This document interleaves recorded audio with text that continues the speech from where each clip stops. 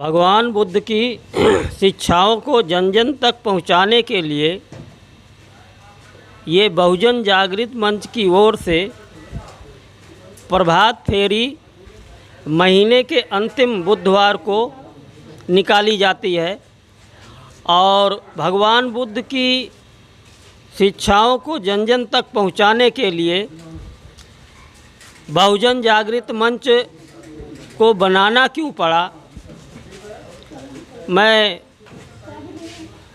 बताना चाहता हूं कि ये कोई राजनैतिक मंच नहीं है बहुजन जागृत मंच।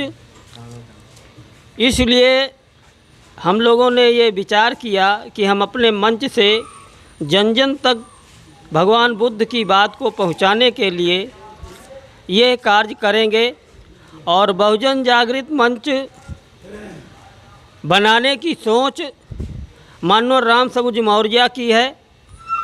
ये बैठे बैठे मनन किए कि सारे लोग जो है राजनीति के चक्कर में धर्म का उपयोग कर रहे हैं, हम ऐसा क्यों ना ऐसा मंच बनाएं जिसमें मानवता के लिए जो है बात की जाए, किसी विशेष धर्म की बात न की जाए। भगवान बुद्ध ने ये कहा है कि जो हम कह रहे हैं वो सच मत मान के मानो, उसको अपने अंदर उसका जो है गहन अध्ययन करो तब मानो।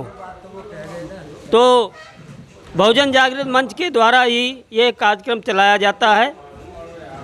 मैं इन्हीं बातों के साथ आप इतने समय से प्रभात फेरी निकाल रहे हो इसको लेके, क्या कोई किसी तरह की समस्या सामने आई इसको लेकर के? कभी किसी ने रोक टोक करने की कोशिश करी अन्य धर्मों वालों ने? किसी ने? जय भीम नमो बुद्धाय। किसी ने कोई रोक टोक नहीं किया।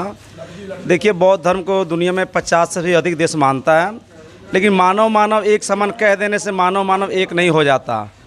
अपने अंदर आचरण को उतारना पड़ेगा, तब जाकर मानव एक समान होगा और सब धर्मों का सम्मान करना पड़ेगा।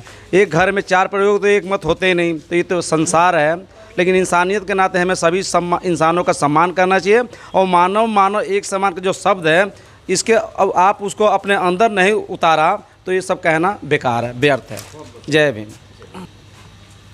वकील साहब हमारे साथ में एडवोकेट कप्तान सिंह जी फिर से मौजूद है।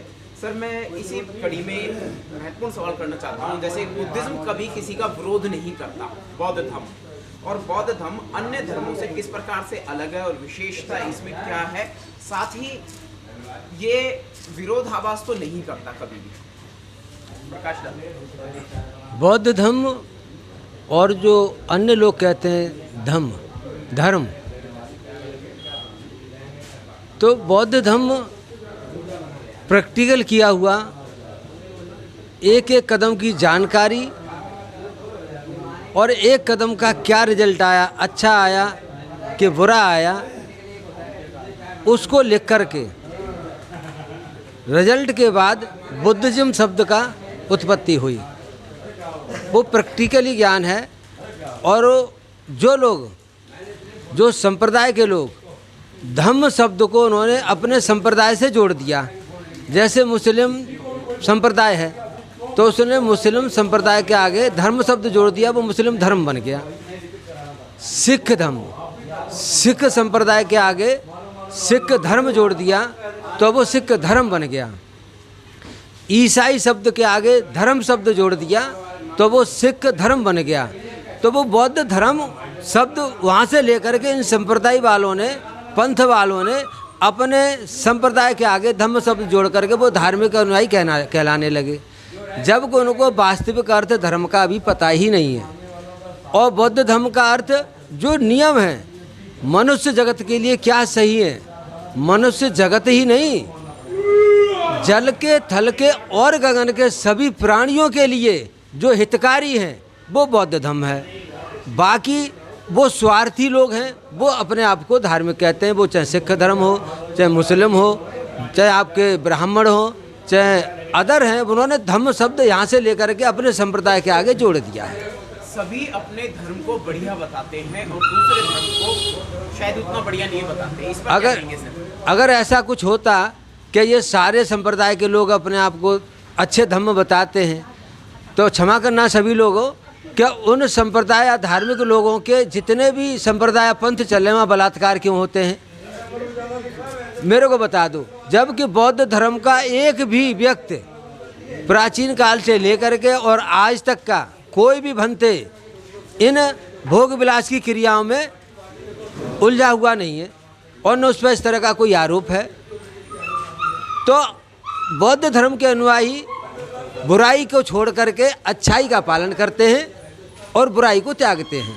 तथागत बुद्ध ने जब सारा श्रेष्ठ जान लिया, सारे रहस्यों को जान लिया, तब उन्होंने अहिंसा के बारे में ये बात कही थी कि अहिंसा जो है, अहिंसा के रास्ते जो भी व्यक्ति चलता है, करुणा भाव दिखाता है, दया भाव दिखाता है, वो अपना ही नहीं पूरे समाज का, पड़ोसियों का, परिवार का, सबका हित करता है।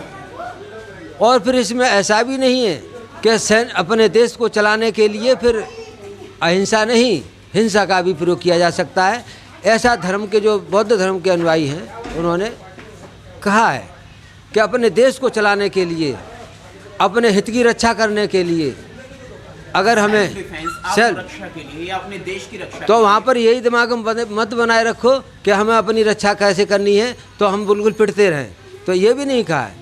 हाँ, तो आप हिंसा कर सकते हैं, लेकिन आत्मरक्षा के लिए या देश की रक्षा के लिए, जिसमें सामूहिक हित हो, अपने परिवार का हित हो। बहुत बहुत शुक्रिया।